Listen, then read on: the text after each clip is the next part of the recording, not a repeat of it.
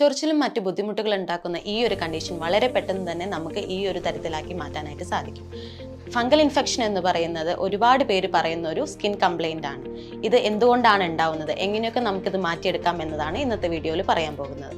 ഞാൻ doctor Athira, Bhoomi natural cure and wellness, Koottanad. Fungal infections കൂടുതലായിട്ട് സമ്മറിൽ, അതുപോലെ തന്നെ വേർപ്പ് കൂടുതലായിട്ട് ഉണ്ടാവുന്ന ആളുകളിൽ, ഹൈജീനിക് അധികം നോക്കാത്ത ആളുകളിലൊക്കെ ഇത്തരത്തിലുള്ള പ്രശ്നം കണ്ടുവരുന്നുണ്ട്. അത് കൂടാതെ മറ്റുള്ളവരിൽ ഈ ഫംഗൽ ഇൻഫെക്ഷൻസ് ഉള്ളവരിൽ നിന്നും നമുക്കത് കിട്ടാനായിട്ടുള്ള സാധ്യതകളുണ്ട്. ഇത് എങ്ങനെയാണ് ഉണ്ടാവുന്നതെന്ന് വെച്ചിട്ടുണ്ടെങ്കിൽ കൂടുതലായിട്ട് ഇത് ഈർപ്പം കൂടുതലുള്ള ഏരിയകളിലാണ് ഇത് മെയിനായിട്ട് വരുന്നത്. ഫംഗസ് എന്ന് പറയുന്നത് ഒരു അണുജീവിയാണ്. അത് നമ്മുടെ ശരീരത്തിലേക്ക് കയറി അത് പിന്നീട് വർദ്ധിക്കുകയാണ് ചെയ്യുന്നത്. ഇത്തരത്തിൽ ഉണ്ടാവുന്നത് പിന്നീട് നമ്മൾ അവിടെ ചൊറിയുകയോ മറ്റോ ചെയ്യുമ്പോൾ നഖത്തിനുള്ളിലേക്ക് ഇതിൻ്റെ പോഴ്സ് കയറുകയും അത് പിന്നീട് മറ്റു ഭാഗങ്ങളിലേക്ക് വന്ന് അവിടെ വീണ്ടും ഫംഗൽ ഇൻഫെക്ഷൻസ് ഉണ്ടാവാനായിട്ട് കാരണമാവുകയും ചെയ്യുന്നു. വേനൽക്കാലങ്ങളിലും അതുപോലെ തന്നെ വിയർപ്പ് കൂടുതലുള്ള ആളുകളിലൊക്കെ അവരുടെ ഇടുക്കുകളിൽ, അതായത് തൊടയിടുക്കുകളിലോ അല്ലെങ്കിൽ ആം പിറ്റ്സിലോ, കക്ഷത്തോ അല്ലെങ്കിൽ മറ്റ് ഏരിയാസിലൊക്കെ ആയിട്ട് ഇതുപോലെ വിയർപ്പ് വരികയും അവിടെ ഈർപ്പം കൂടുതലാവുകയും അതുമൂലം ഫംഗൽ ഇൻഫെക്ഷൻസ് ഉണ്ടാവുകയും ചെയ്യാറുണ്ട്. അതുപോലെ തന്നെ ശരിയായ രീതിയിൽ വൃത്തി നോക്കാതെ ഇരിക്കുന്ന ആളുകൾ വാഷ്റൂം യൂസ് ചെയ്തതിന് ശേഷം അത് ശരിയായി ആ ഭാഗം ഡ്രൈ ആക്കാതെ പിന്നീട് അത് ആ ഒരു ഏരിയ എപ്പോഴും ഈർപ്പം നിൽക്കുന്നത് മൂലം ഇത്തരത്തിലുള്ള ഫംഗൽ ഇൻഫെക്ഷൻസ് ഉണ്ടാകാറുണ്ട്. അതുപോലെ ഫംഗൽ ഇൻഫെക്ഷൻസ് ഉള്ള ആളുകളിൽ നിന്ന് അവർ ഉപയോഗിച്ചിട്ടുള്ള ടവലോ മറ്റോ നമ്മൾ ഉപയോഗിക്കുമ്പോൾ അതുവഴിയും നമുക്ക് ഈ പറഞ്ഞ ഫംഗൽ ഇൻഫെക്ഷൻസ് കിട്ടാനായിട്ടുള്ള സാധ്യതയുണ്ട്. ഇത് കൂടുതലായിട്ടും ഇമ്മ്യൂണിറ്റി പവർ കുറവുള്ള ആളുകളിലാണ് കണ്ടുവരുന്നുള്ളത്. അതായത് ഇപ്പോൾ ഈ സ്പ്രെഡ് ആകുന്നത്, അപ്പോൾ അവർക്ക് ഇമ്മ്യൂണിറ്റി പവർ ഉണ്ട് എന്നുണ്ടെങ്കിൽ, അത്യാവശ്യം പ്രതിരോധ ശക്തി ഉള്ളവരാണെന്നുണ്ടെങ്കിൽ ഈ വരുന്ന ഫംഗൽ ഇൻഫെക്ഷൻസിനെ അവരുടെ ബോഡി അത് ചെറുത്ത് നിൽക്കുന്നു. അങ്ങനെ ഇല്ലാതാകുമ്പോഴാണ് അവർക്കും അത് ഈ പറഞ്ഞ ഫംഗൽ ഇൻഫെക്ഷൻസ് വരാനായിട്ട് കൂടുതലായിട്ട് കാരണമാവുന്നത്.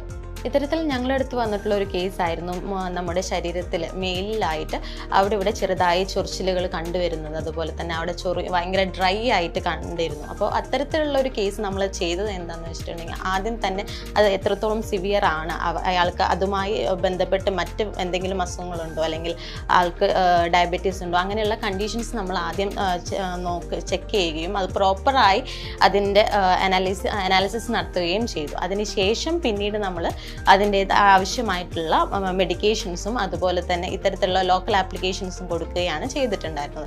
അങ്ങനെ വളരെ പെട്ടെന്ന് തന്നെ ചുരുങ്ങിയ ടൈം കൊണ്ട് തന്നെ നമുക്ക് അതിൻ്റെ ആ ഒരു റിസൾട്ട് കണ്ടെത്താനായിട്ട് സാധിച്ചിട്ടുണ്ട്. ഇതുപോലെ നിങ്ങൾ പ്രോപ്പറായിട്ട് എപ്പോഴും കൺസൾട്ടേഷൻ, നമ്മൾ അറിയുന്ന ഒരാളെ പോയി കണ്ട് അതിൻ്റെ സിവിയറിറ്റി കണ്ട് ട്രീറ്റ് ചെയ്യുകയാണെന്നുണ്ടെങ്കിൽ കുറച്ചുകൂടെ നല്ലതാണ്. അതുപോലെ തന്നെ ഇമ്മ്യൂണിറ്റി പവർ കുറവായ ആളുകളിലും അതോടൊപ്പം എന്തെങ്കിലും കണ്ടീഷൻസ് അവർക്ക് ഇതിനോടൊപ്പം ഉണ്ടെന്നുണ്ടെങ്കിൽ, ഡയബറ്റീസ് ഉള്ളവർ അതുപോലെ തന്നെ മറ്റ് ഹോർമോണൽ ഇംബാലൻസ് ഉള്ളവരിലെല്ലാം ഇത്തരത്തിലുള്ള പ്രശ്നം കണ്ടുവരുന്നത് കൂടുതലാണ്. ഇനി ഇത് നമുക്ക് എങ്ങനെയൊക്കെ പരിഹരിക്കാം എന്നുള്ളതാണ് മെയിനായിട്ട് നോക്കേണ്ടത്. നമുക്ക് ആദ്യം തന്നെ ഇടയ്ക്കിടയ്ക്ക് ഒന്ന് കോൾഡ് ഷവർ ചെയ്യുന്നത് വളരെയധികം നല്ലതായിരിക്കും. ഈ വിയർപ്പ് താങ്ങി നിൽക്കുന്നത് നമുക്കത് ഒഴിവാക്കാനായിട്ട് സാധിക്കും. അതേപോലെ തന്നെ വാഷ്റൂമും മറ്റും യൂസ് ചെയ്ത് കഴിഞ്ഞിട്ടുണ്ടെങ്കിൽ അത് ആ ഒരു ഏരിയ എപ്പോഴും ഡ്രൈ ആയിട്ട് സൂക്ഷിക്കാനായിട്ട് ശ്രമിക്കുക. അവിടെ ഈർപ്പം തങ്ങി നിൽക്കുകയാണെന്നുണ്ടെങ്കിൽ അവിടെ വീണ്ടും ഫംഗൽ ഇൻഫെക്ഷൻസ് വരാനായിട്ടുള്ള സാധ്യത കൂടുതലാണ്. അതുകൊണ്ട് എപ്പോഴും ആ ഭാഗം ഡ്രൈ ആയിരിക്കാനായിട്ട് ശ്രദ്ധിക്കേണ്ടതാണ്. അതുപോലെ തന്നെ ഫംഗൽ ഇൻഫെക്ഷൻസ് ഉള്ള ആൾക്കാരുണ്ടെന്നുണ്ടെങ്കിൽ അവരിൽ നിന്ന് നമ്മൾ മാറി ഒളിക്കുകയല്ല ചെയ്യേണ്ടത്. അവർ ഉപയോഗിക്കുന്ന ഡ്രസ്സോ അല്ലെങ്കിൽ അവരുടേതായിട്ടുള്ള അക്സസറീസ് എപ്പോഴും സൂക്ഷ്മമായി തന്നെ കൈകാര്യം ചെയ്യാനായിട്ട് ശ്രമിക്കുക. ഇപ്പോൾ അവർ ഉപയോഗിക്കുന്ന അക്സസറീസ് ഉണ്ടെന്നുണ്ടെങ്കിൽ അതെപ്പോഴും വാഷ് ചെയ്ത് വെയിലത്ത് ഉണക്കിയെടുക്കാനായിട്ട് ശ്രമിക്കുക. അതുപോലെ തന്നെ അവർക്ക് ഹെൽത്തി ആയിട്ടുള്ള ഡയറ്റും ബാക്കിയുള്ളതെല്ലാം ശ്രദ്ധിക്കാനായിട്ട് നോക്കേണ്ടതാണ്. അതുപോലെ നമ്മൾ ചെയ്യേണ്ട പ്രധാന കാര്യം എന്ന് പറയുന്നത് എപ്പോഴും ഹൈജീൻ ആയിരിക്കുക എന്നുള്ളതാണ്. എപ്പോഴും ഒരു വൃത്തി മെയിൻറ്റെയിൻ ചെയ്യാനായിട്ട് ശ്രമിക്കുക. നമ്മൾ ഉപയോഗിക്കുന്ന ഡ്രസ്സുകളാണെങ്കിലും എപ്പോഴും പ്രോപ്പറായി വാഷ് ചെയ്ത് ഡ്രൈ ചെയ്ത് യൂസ് ചെയ്യാനായിട്ട് ശ്രമിക്കുക. അത് സൺലൈറ്റിൽ കീഴിലിട്ട് അത് ഡ്രൈ ചെയ്ത് യൂസ് ചെയ്യുകയാണെന്നുണ്ടെങ്കിൽ അത് കുറച്ചുകൂടെ നല്ലതായിരിക്കും. അതുപോലെ തന്നെ ഇനി ജോക്ക് സ്റ്റിച്ച് എന്ന് പറഞ്ഞൊരു കണ്ടീഷൻ കൂടിയുണ്ട്. നമ്മുടെ ജെനിറ്റൽ ഏരിയയിൽ ഈ പറഞ്ഞ പോലെ തന്നെ ഫംഗൽ ഇൻഫെക്ഷൻ ഉണ്ടായി നമ്മളവിടെ വല്ലാതെ ചൊറിഞ്ഞ് അവിടെ ഒരു കറുപ്പ് നിറം ചെറുതായി വന്നു തുടങ്ങുന്ന ഒരു കണ്ടീഷനാണ് ഇത്. ഇത്തരത്തിലുള്ളതും ഒരു ഫംഗൽ ഇൻഫെക്ഷൻസിൻ്റെ ഇതിൽ വരുന്നത് തന്നെയാണ്. അപ്പോൾ ഇതിനും നമുക്ക് ചെയ്യാൻ പറ്റുന്നതെന്ന് പറയുന്നത് ഹിപ്പ് ബാത്ത് എടുക്കുന്നത് വളരെയധികം നല്ലതാണ്. ഹിപ്പ് ബാത്തിൽ ഇളം ചൂടുവെള്ളത്തിൽ നമുക്ക് ആര്യവേപ്പിലയോ അല്ലെങ്കിൽ കല്ലുപ്പോ ഇട്ടിട്ട് കുറച്ച് സമയം അതിനകത്ത് ഇരിക്കുകയാണെന്നുണ്ടെങ്കിൽ ഈ ഒരു കണ്ടീഷൻ വളരെയധികം നല്ലതാണ്. അത് കുറയ്ക്കാനായിട്ട് വളരെയധികം സഹായിക്കുന്നതാണ്. അതുപോലെ തന്നെ മറ്റു ഭാഗങ്ങളിൽ ഉണ്ടാവുന്ന ഫംഗൽ ഇൻഫെക്ഷൻസിനും ഈ പറഞ്ഞ പോലെ തന്നെ നമ്മൾ കുളിക്കുന്ന സമയത്ത് ആ വെള്ളത്തിൽ ഈ പറഞ്ഞ ആര്യവേപ്പിലയോ അല്ലെങ്കിൽ കല്ലുപ്പോ ചേർത്ത് നമ്മൾ അത് ഉപയോഗിച്ച് കുളിക്കുകയാണെന്നുണ്ടെങ്കിലും അതിന് വളരെയധികം സഹായിക്കുന്നതാണ്. ഇനി ഉള്ള ഏരിയാസ്, ഈ ഫംഗൽ ഇൻഫെക്ഷൻസ് ഉള്ള ഏരിയാസിൽ നമുക്ക് ആര്യവേപ്പിലയും മഞ്ഞളും ഇട്ട് വെള്ളം തിളപ്പിച്ചിട്ട് ആ വെള്ളം കൊണ്ട് വാഷ് ചെയ്യുന്നതും വളരെയധികം സഹായിക്കുന്നതാണ്. ഇത് അവിടെയുള്ള ആ ഫംഗൽ ഇൻഫെക്ഷൻസ് കുറയ്ക്കാനായിട്ട് വളരെയധികം സഹായിക്കുന്നുണ്ട്.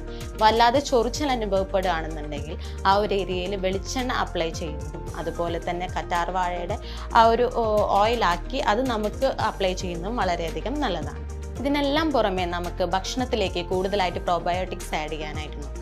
നമ്മുടെ ശരീരത്തിൽ ഇമ്മ്യൂണിറ്റി പവർ കുറയുമ്പോഴാണ് നമ്മൾ ഈ പറഞ്ഞ ഫംഗസ് കൂടുതലായിട്ട് എഫക്റ്റീവായി വരുന്നത്.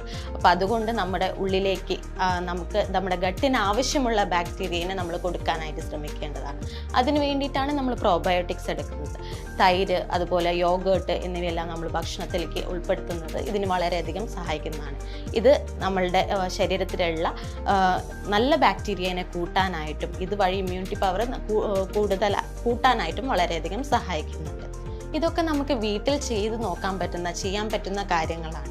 ഇത് കൂടാതെ നമുക്ക് എത്രത്തോളം ഉണ്ട് അതിൻ്റെ സിവിയറിറ്റി, എത്രത്തോളം ആ ഒരു ഫംഗൽ ഇൻഫെക്ഷൻസ് ഉണ്ട് അല്ലെങ്കിൽ എവിടെയൊക്കെയാണ് എന്നുള്ള അത് നമ്മൾ കറക്റ്റ് അനലൈസ് ചെയ്ത് അത് പ്രോപ്പറായിട്ട് ട്രീറ്റ് ചെയ്യുകയാണെന്നുണ്ടെങ്കിൽ അത് കംപ്ലീറ്റ് ആയിട്ട് വളരെ പെട്ടെന്ന് തന്നെ നമുക്ക് മാറ്റിയെടുക്കാനായിട്ട് സാധിക്കും.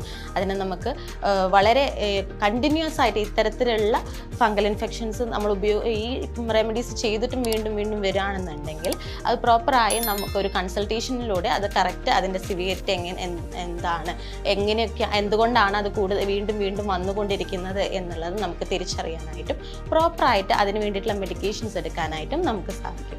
ഇത്തരത്തിലുള്ള കാര്യങ്ങൾ ചെയ്യുകയാണെന്നുണ്ടെങ്കിൽ നമുക്ക് വളരെ പെട്ടെന്ന് തന്നെ ഈ ഫംഗൽ ഇൻഫെക്ഷൻസ് എളുപ്പത്തിൽ തന്നെ അത് നമുക്ക് മാറ്റിയെടുക്കാനായിട്ട് സാധിക്കും. ഇനി ഈ പറഞ്ഞ കാര്യങ്ങളിൽ എന്തെങ്കിലും ഡൗട്ട് ഉണ്ടെന്നുണ്ടെങ്കിൽ താഴെ കാണുന്ന നമ്പറിൽ കോൺടാക്ട് ചെയ്യുക. നന്ദി.